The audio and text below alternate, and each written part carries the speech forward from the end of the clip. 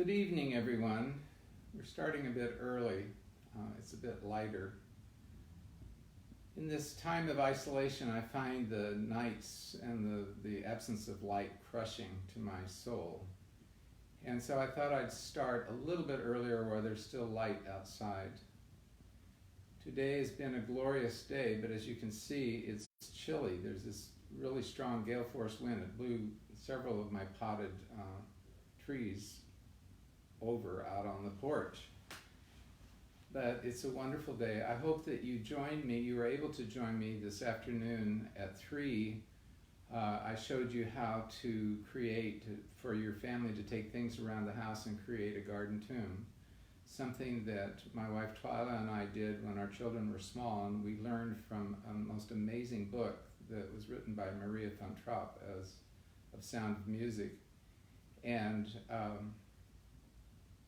she told you how to do it, and so we've done it. We did it inside, we've done it outside. And it's just things around the house and your garden, a real Jesus tomb. Unfortunately, after we made it last night, it rained, and so the tomb itself was made out of a small box with a UPS tracking tag on one side. And during the night, it rained and the top collapsed because we put rocks on the top to simulate the tomb. So I had to prop it up, and I decided the way it looked, it could serve as a creche for Christmas also. So the post was holding it up, and I put the rocks on this afternoon, but the light wasn't good. And if it was natural light, if you cannot see it, and couldn't see it at 3, I will do it tomorrow morning and post it on Glenfeather Hall, YouTube.com as an alternative, because the details are quite wonderful. We have a guard from one of C.S. Lewis's characters in Narnia, actually. So I hope that you'll be with me tonight, and I'm sorry that I'm starting a little bit early. I will, usually I start at about 3:15, at 7:15, 7:10, between 7:15. Tonight I will start in just a moment. Let me get a drink of water. I've been drinking coffee instead of tea today because it's been so cold and just felt chill in my bones. And now that I've had a hot bath, I'm ready to read and relax. Eventually on YouTube.com, I will be showing all of you and sharing with you what I shared with the congregation today. I was able, the last day that we were able to, anyone was able to go into the building itself.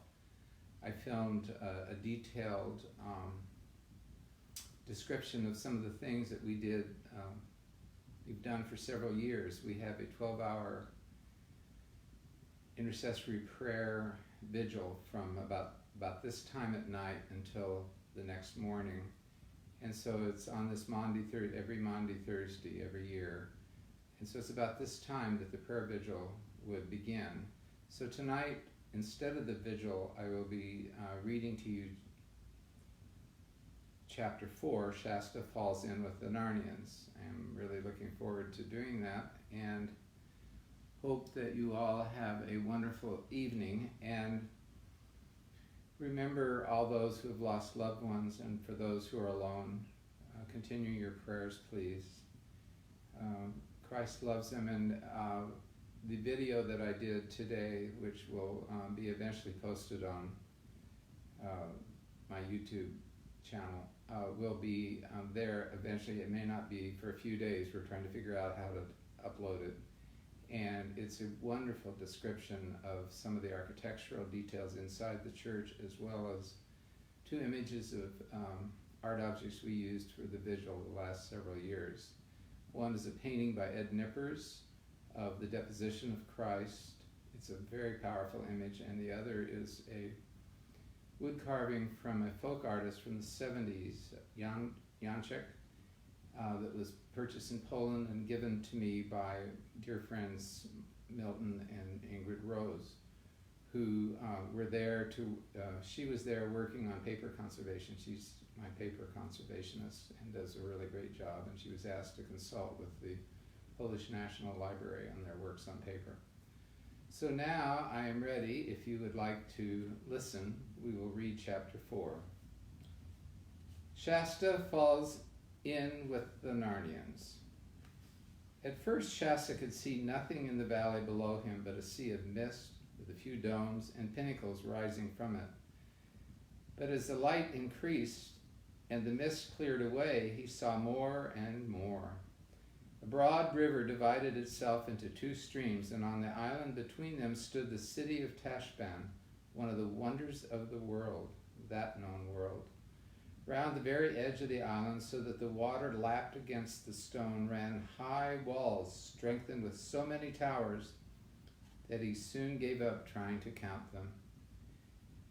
Inside the walls, the island rose in a hill, and every bit of that hill up to Tisroc's palace and the great temple of Tash at the top was completely covered with buildings, terrace above terrace, street above street.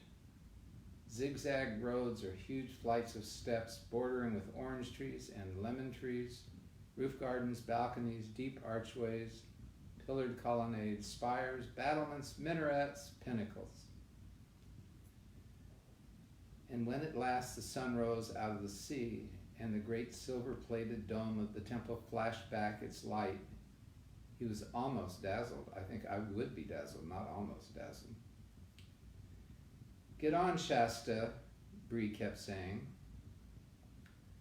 The riverbanks on each side of the valley were such a mass of gardens that they looked at first like forest, until you got closer and saw the white walls of innumerable houses peeping out from beneath the trees. Soon after that, Shasta noticed a delicious smell of flowers and fruit. About 15 minutes later, they were down among them, plodding on a level road with white walls on each side and trees bending over the walls. Isn't it wonderful the way he describes smells? I'm sitting here with this lovely Easter lily that was given to me from a friend in our church, and Jenna Hammond, and I find it just wonderful. And it's important when we're isolated and alone to go out and, as they say, smell the flowers. It's really important. Let's go on. "I say, Shasta," in an awed voice, "this is a wonderful place." "I dare say," said Bree, "but I wish we were safely through it and out on the other side. Narnia and the north." At that moment, a low, throbbing noise began, which gradually swelled louder and louder until the whole valley seemed to be swaying with it. It was a musical noise, but so strong and solemn as to be a little frightening. "That's the horns blowing for the city gates to be opened," said Bree. "We shall be there in a minute. Now, Erebus, do droop your shoulders a bit and step heavier and try to look less like a princess. Try to imagine you've been kicked and cuffed and called names all your life." "If it comes to that," said Erebus, "what about you dropping your head a bit more and arching your neck a bit less and trying to look less like a warhorse?" "Hush," said Bree. "Here we are." And they were. They had come to the river's edge, and the road ahead of them ran along the many-arched bridge. The bridge at Glenfeather Hallows, maybe. That's a joke, sorry. The water danced brightly in the early sunlight. Away to their right, near the river's mouth, they caught a glimpse of ships' masts. Several other travelers were before them on the bridge, mostly peasants, driving laden donkeys and mules or carrying baskets on their heads. You know, boys and girls, it's really interesting. I have a painting in my bedroom. It's a Scottish painting, and it's exactly a description of this. If there's some way I can show you the image, I will. The reception's no good up there. but it's of a bridge with men and women walking with baskets on their heads and a donkey being led across. Let's go on. The children and horses joined the crowd. Is anything wrong? Whispered Shasta to Aravis, who had an odd look on her face. Oh, it's very well for you, whispered Avarice, rather savagely. What would you care about Tashbaan?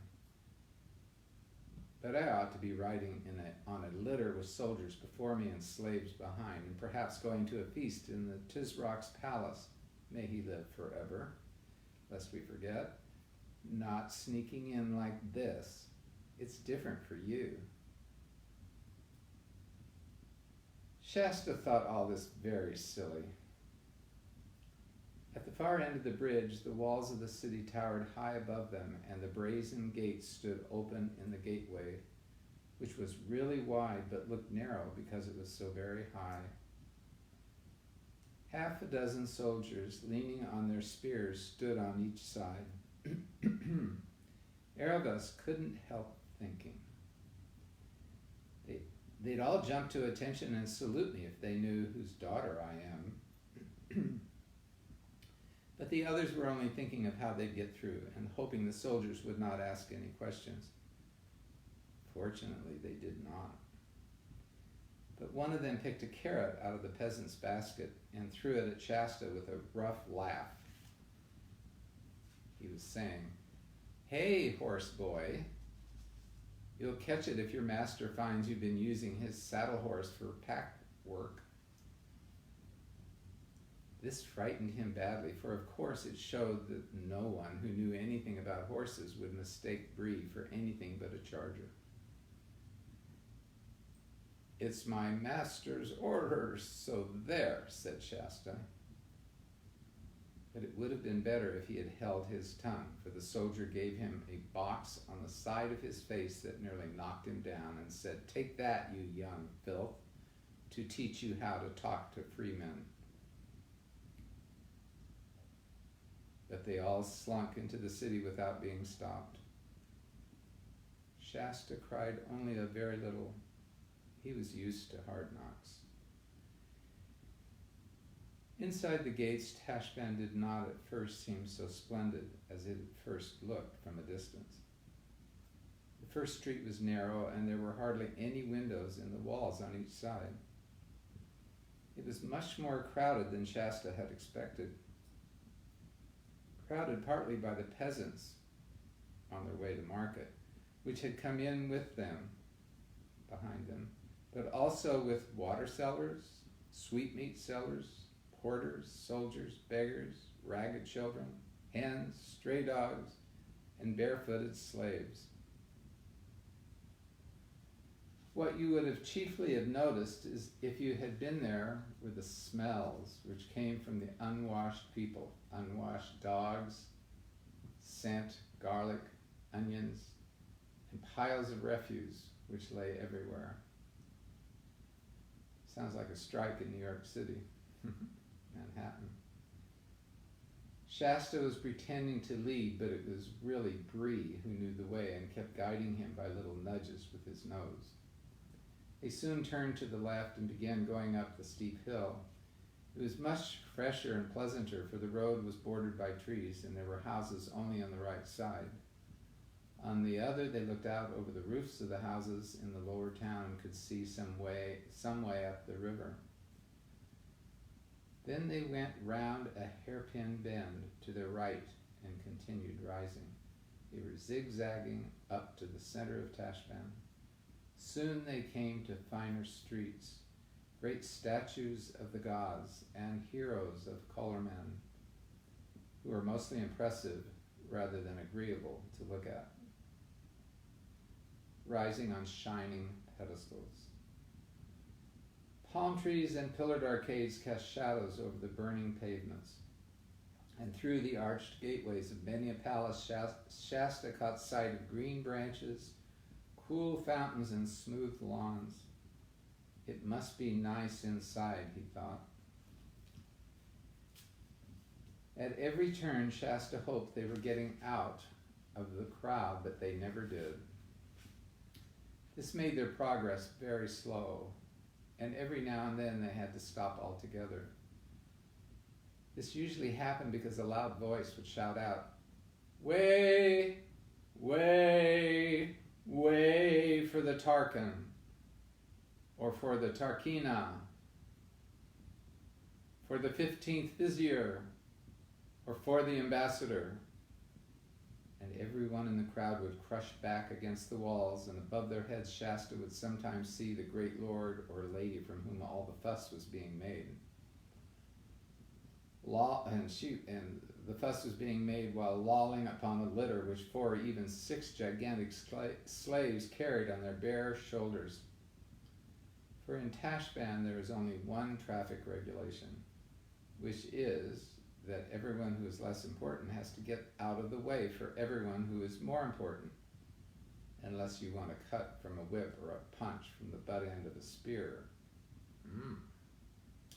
It was a splendid street near the top of the city. Tizrak Palace was the only thing above it. It was a splendid street very near the top of the city that the most disastrous of these stoppages occurred. "Way, way, way," came the voice. "Way for the white barbarian king, the guest of the Tizrak, may he live forever. Way for the Narnian lords." Shasta tried to get out of the way and to make Bree go back, but no horse, not even a talking horse from Narnia, backs easily, that's for sure. And a woman with a very edgy basket in her hands, who was just behind Shasta, pushed the basket hard against his shoulders and said, "Now then, who are you shoving?" And then someone else jostled him from the side, and in the confusion of the moment, he lost hold of Bree. And then the whole crowd behind him became so stiffened and packed tight that he couldn't move at all. So he found himself unintentionally in the first row and had a fine sight of the party that was coming down the street. Well, good for him. It was quite unlike any other party that they had seen that day. The crier who went before it shouting, "Way, way," was the only Calamarian in it. And there was no litter, Everyone was on foot. They were about 6 men, and Shasta had never seen anyone like them before. For one thing, they were all as fair-skinned as himself, and most of them had fair hair. And they were not dressed like men of Calormen. Most of them had legs bare to the knee. Their tunics were of fine, bright, hardy colors, woodland green, or gay yellow, or fresh blue. Instead of turbans, they wore steel or silver caps, some of them set with jewels. Wow. And one with little wings on each side. A few were bareheaded. The swords at their sides were long and straight, not curved like Calormene scimitars. And instead of being grave and mysterious like most Calormenes, they walked with a swing and let their arms and shoulders go free and chatted and laughed. One was whistling. You could see that they were ready to be friends with anyone who was friendly and didn't give a fig for anyone who wasn't. Shasta thought he had never seen anything so lovely in his life. But there was no time to enjoy it, for at once a really dreadful thing happened. The leader of the fair-haired men suddenly pointed at Shasta, cried out, "There he is! There's our runaway," and seized him by the shoulder.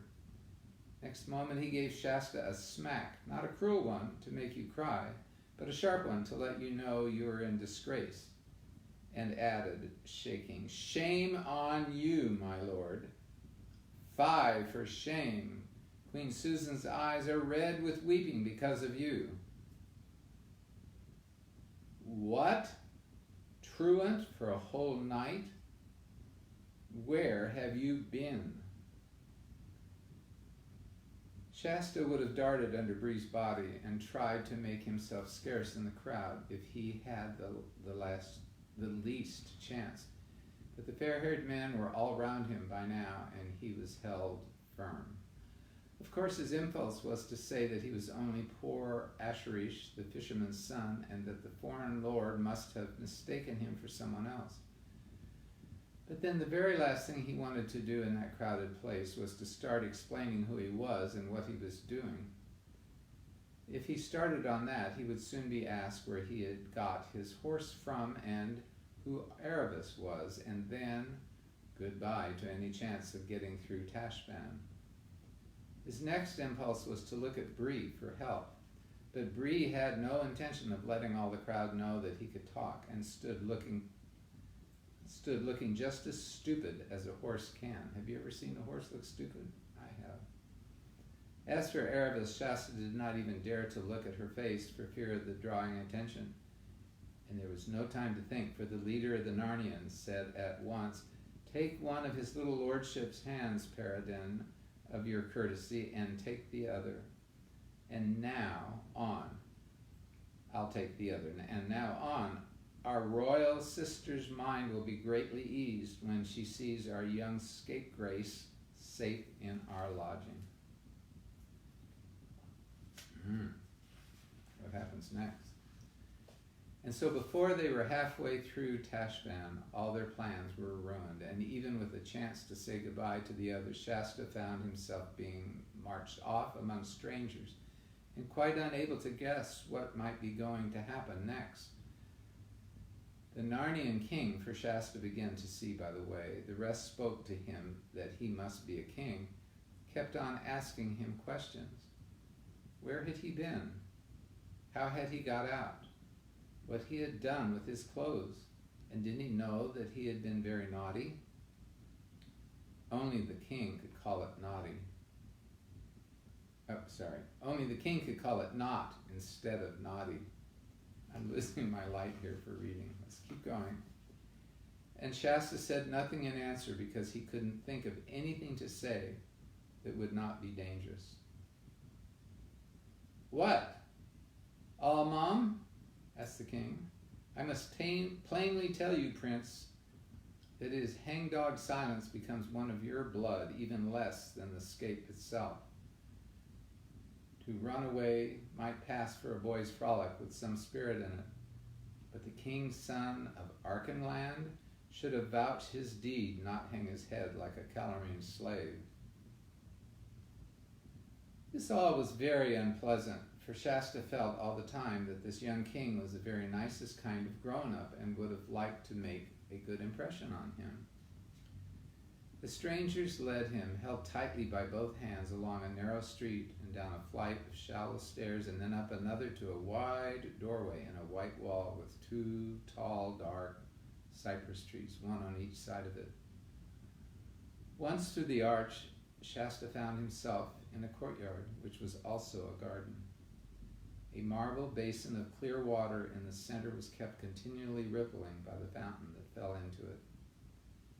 Orange trees grew round it out of smooth grass, and the 4 white walls which surrounded the lawn were covered with climbing roses. The noise and dust and crowding of the streets suddenly seemed far away. He was led rapidly across a garden and into a dark doorway.